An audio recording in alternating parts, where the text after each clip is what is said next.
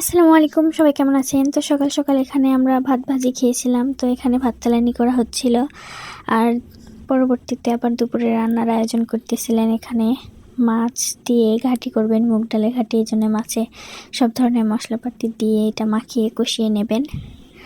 আর এই সাইডে আবার আম্মু মুগ ডাল ভেজে সেদ্ধ করে নিয়েছেন। এখানে পেঁয়াজ, কাঁচামরিচ, রসুন দিয়ে সেদ্ধ করেছেন, কয়েকটা গরম মশলাও দিয়েছিলেন। তো এই তো মাছ কষানোর পর এখানে মুগের ডাল আর মাছ একত্রিত করে দিয়ে ভালো করে কষিয়ে নেবেন। তো এখানে মাছ অনেক ভালোভাবে কষিয়ে নিয়েছেন, দিয়ে তো কষিয়ে নেবেন। নেওয়ার পর পরিমাণ মতো পানি দিয়ে ফুটিয়ে এটি নামিয়ে নেবেন। যেহেতু এটা ঘাঁটি হবে, তো অনেকটা পানি দিবেন এখানে। আর আজকে দুপুরে তো এখানে আমাদের ঘাঁটি রেডি।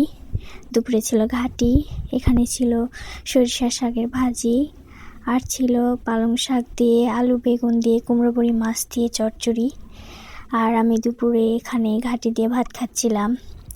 তো আজকের ভিডিও এতটুকুই, দেখা হচ্ছে আবার পরের ভিডিওতে। সবাই এভাবেই পাশে থাকবেন, সাপোর্ট করবেন, লাইক কমেন্ট দিবেন, বেশি বেশি শেয়ার করবেন। আর সবাই ভালো থাকবেন। আল্লাহ হাফেজ।